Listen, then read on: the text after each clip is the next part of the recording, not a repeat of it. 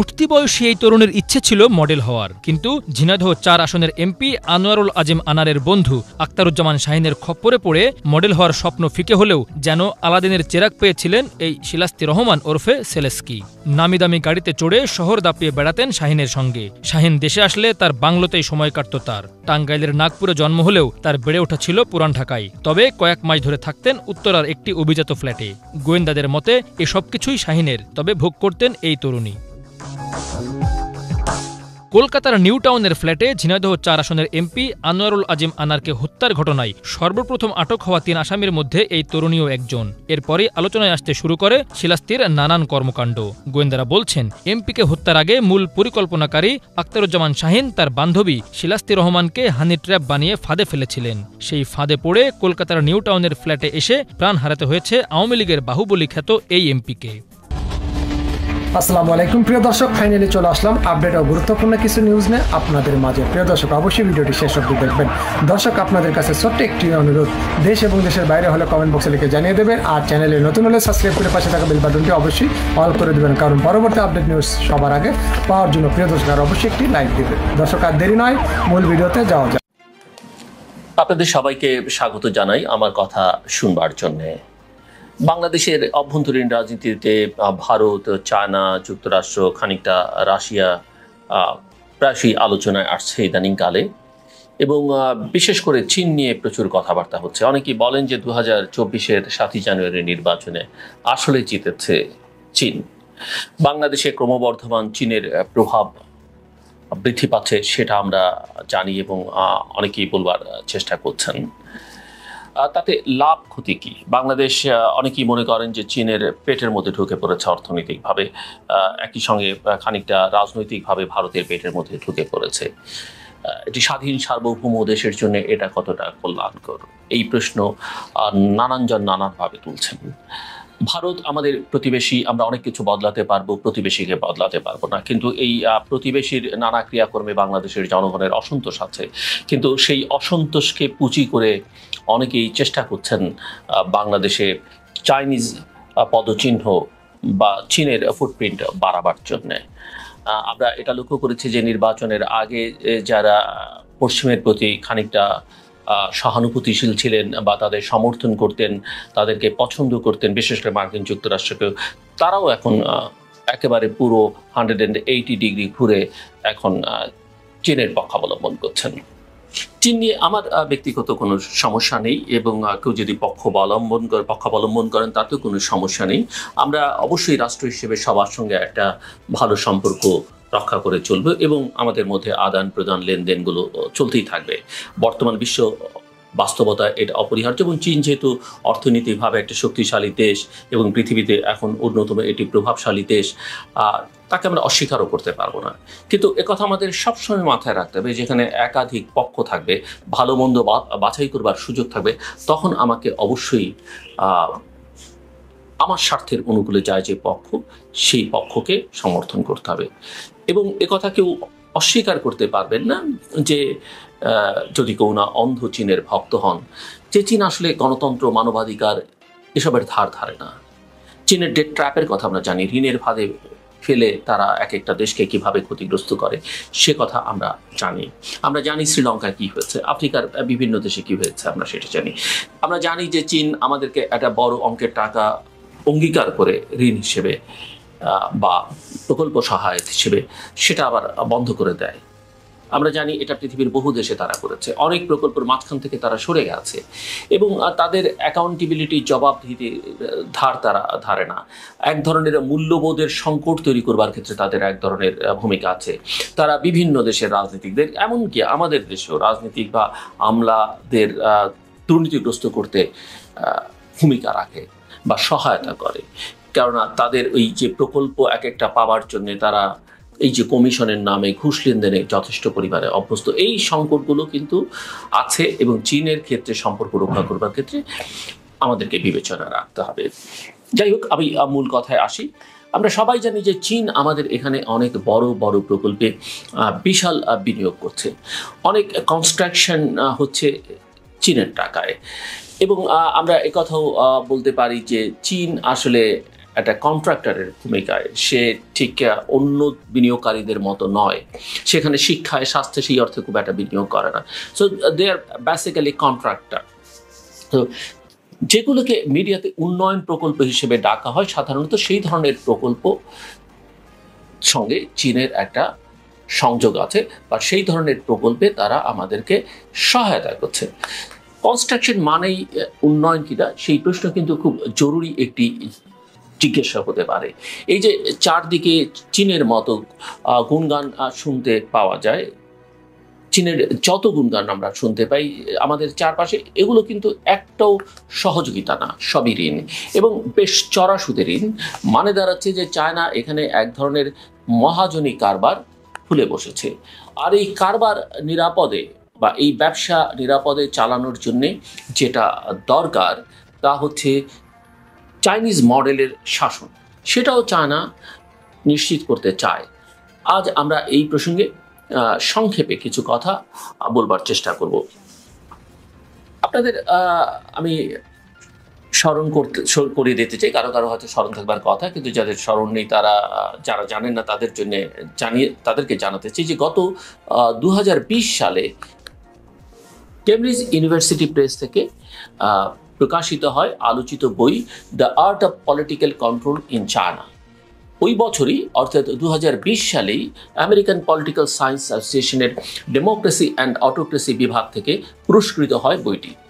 ইন্ডিয়ায় এই বই নিয়ে বিভিন্ন মেইন স্ট্রিম মিডিয়ায় বা মূলধারার গণমাধ্যমে বেশ কিছু রিভিউ হয়েছে।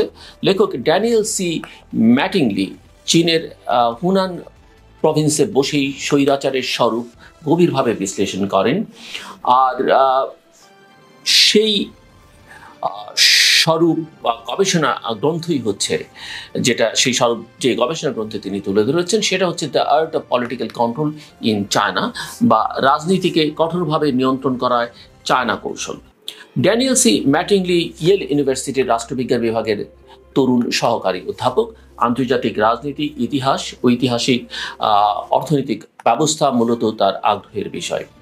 এই গ্রন্থে তিনি বিভিন্ন তথ্য উপাত্ত ও নানান প্রমাণাদি যথাযথ সন্নিবেশ করে প্রমাণ করেছেন কিভাবে চীন একটি পুরোদস্তুর স্বৈরাচারী একনায়ক দেশ হিসেবে টিকে থাকছে। তিনি দেখিয়েছেন চীন সরকার গণতন্ত্রহীনতা, মানবাধিকার লঙ্ঘনের দগদগে ঘাকে উন্নয়নের ব্যান্ডেজ দিয়ে ঠেকে ফেলে কিভাবে বিশ্বের সামনে নিজের অবস্থানকে প্রকাশ করে যাচ্ছে।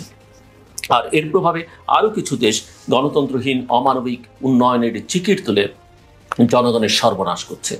বাংলাদেশও এই ক্ষেত্রে চাইনিজ মডেল ফলো করছে বলা যায়, এবং অনেক বিশ্লেষক ইতিমধ্যে সেটা বলছেন।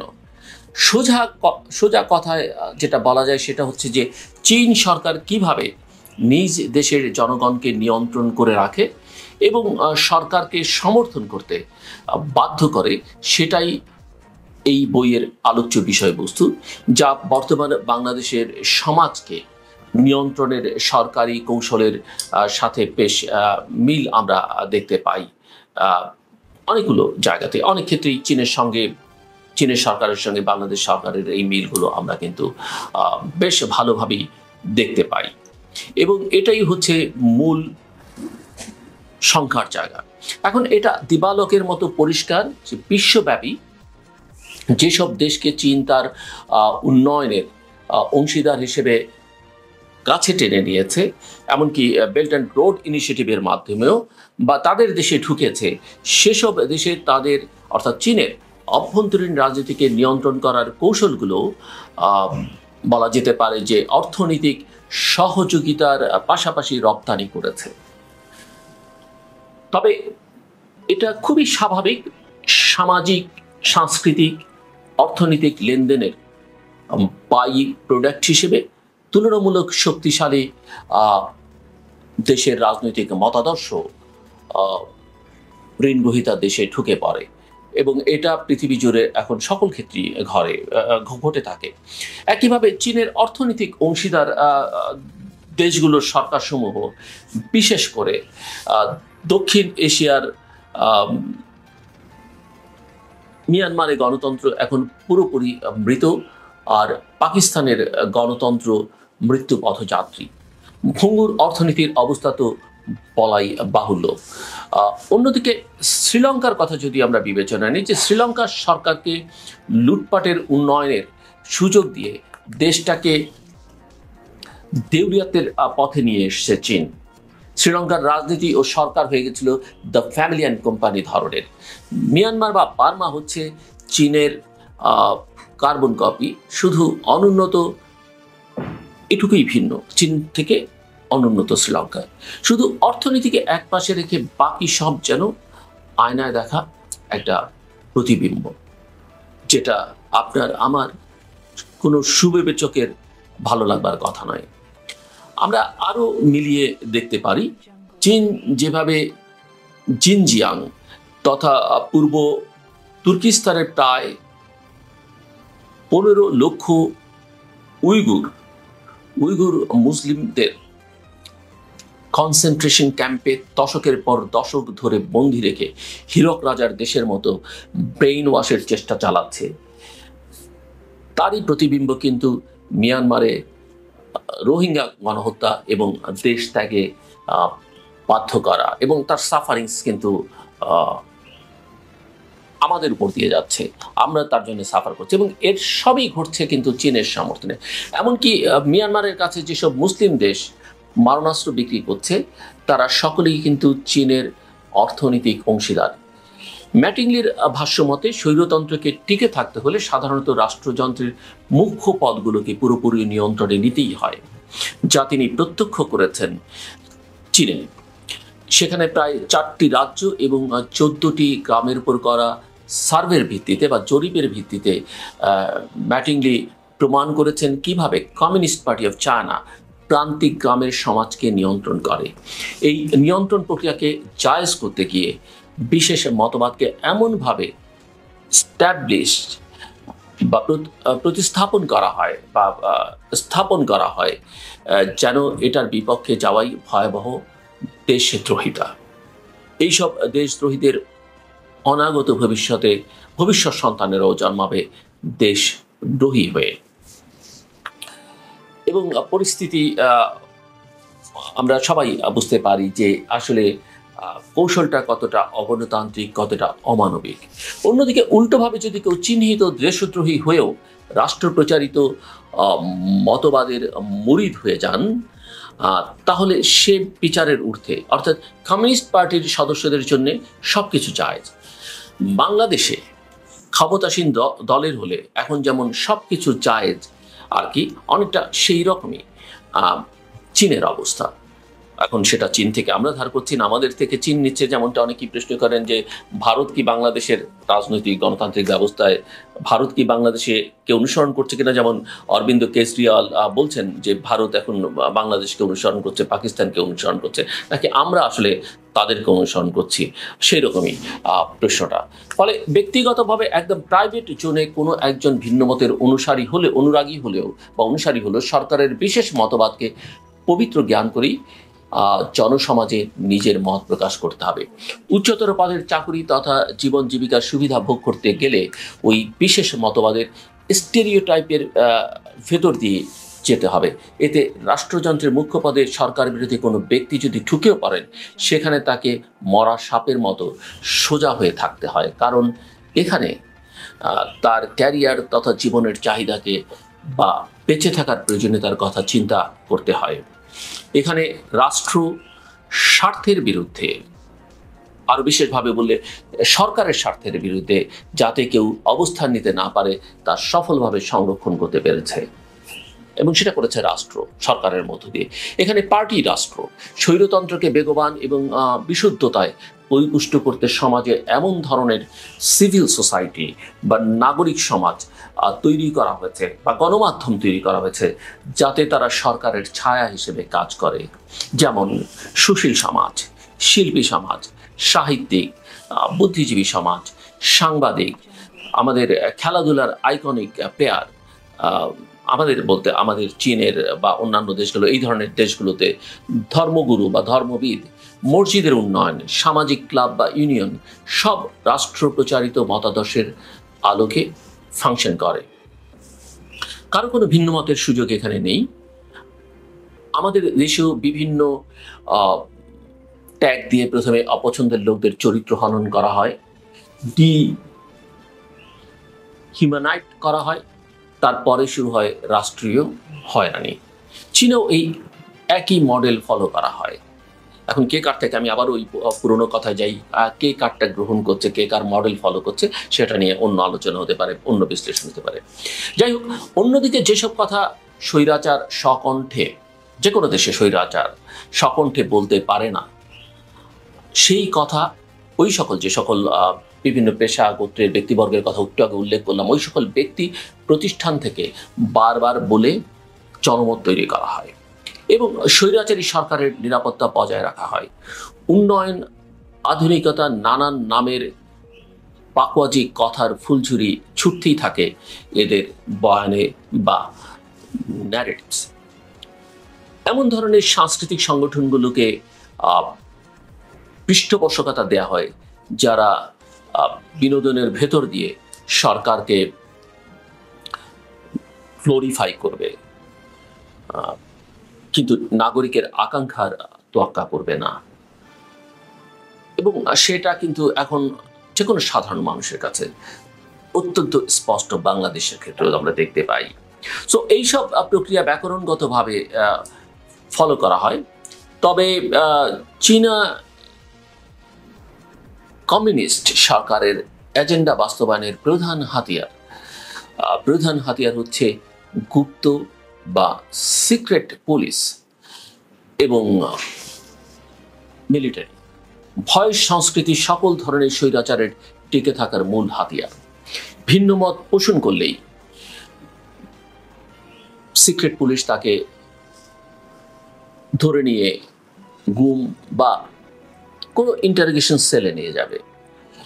কেউ জানতেই পারবে না ভিকটিমের হদিস, কারণ গুপ্ত গ্রেফতারে বা গুম করে ফেলা, যেভাবেই বলি না কেন আমরা, তথ্য স্থানীয় প্রশাসনের কাছে বেশিরভাগ ক্ষেত্রেই হয়তো দেয়া হয় না, অথবা বিশেষ গোপনীয়তায় সমন্বয় করা হয়। তাদের এই পদ্ধতিটা ইতিমধ্যে বেশ কিছু দেশের সরকারের কাছে, অবশ্যই অগণতান্ত্রিক সরকারের কাছে জনপ্রিয় হয়েছে।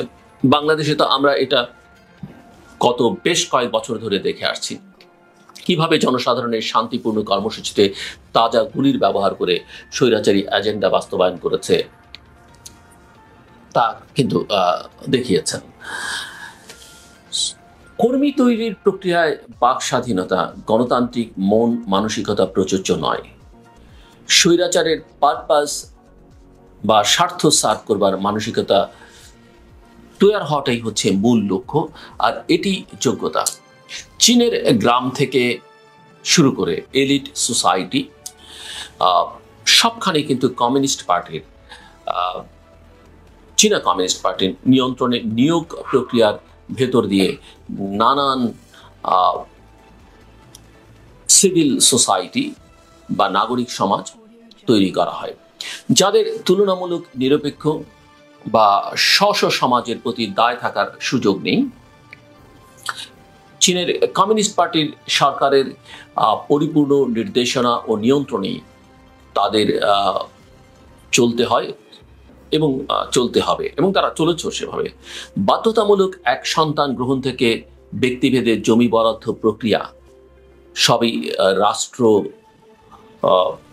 সুবিধা মতো প্রয়োগ করে, যা ব্যক্তি বা পরিবারের চাহিদার সাথে সঙ্গতিপূর্ণ হওয়া না হওয়া গুরুত্বপূর্ণ নয়। আর যা কিছু অসঙ্গতিপূর্ণ সেগুলোকে স্বাভাবিক বা বৃহত্তর কল্যাণের পক্ষের বিষয় হিসেবে প্রচার ও প্রতিষ্ঠার জন্য রয়েছে অনুগত সিভিল সোসাইটি বা নাগরিক সমাজ। বাংলাদেশকে অনেকে ফ্যাসিবাদ হিসেবে আখ্যায়িত করেন, নানান অভিধায় অভিষিক্ত করেন। সো এটাকে স্বাভাবিক করতে যেমন বিভিন্ন সময়ে বিভিন্ন মুভমেন্টের নামে আমরা দেখেছি বেশ কিছু বুদ্ধিজীবী সমাজ রয়েছে, শিল্পী রয়েছে, লেখক, মিডিয়া ইত্যাদি রয়েছে। এমনকি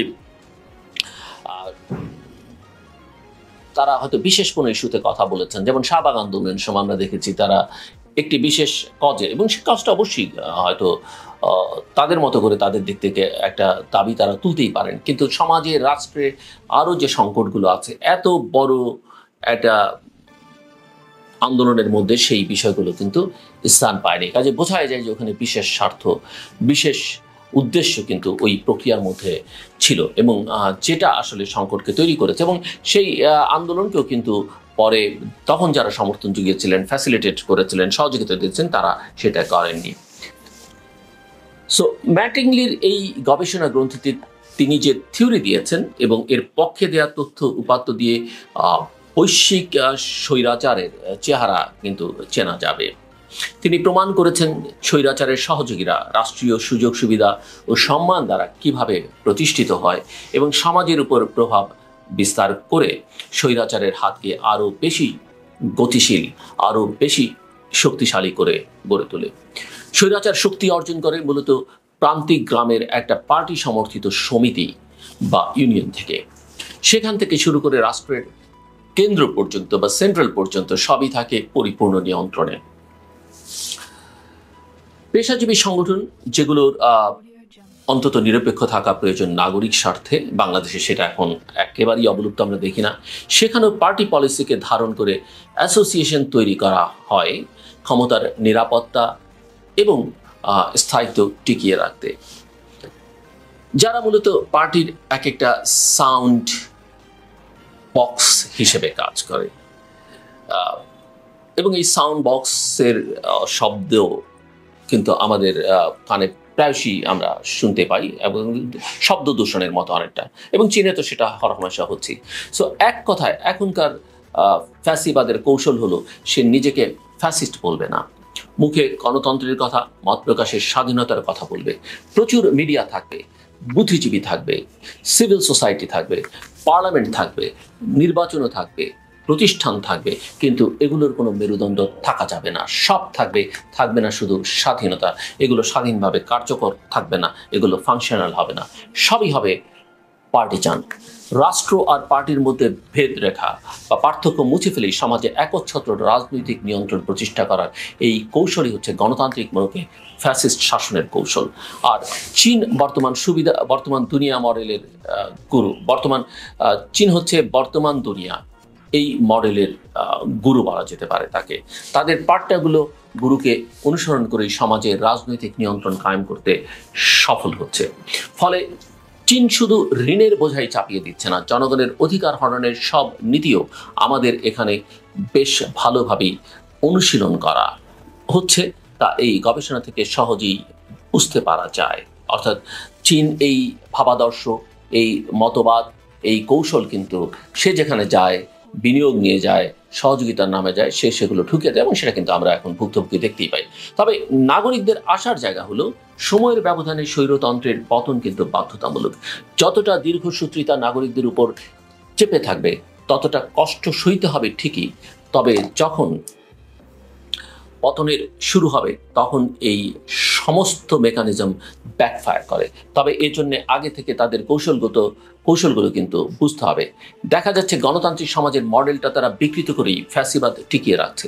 প্রতিষ্ঠান থাকবে, সিভিল সমাজ থাকবে, প্রতিবাদও থাকবে, কিন্তু সব কিছু পার্টি নিয়ন্ত্রণে হতে হবে।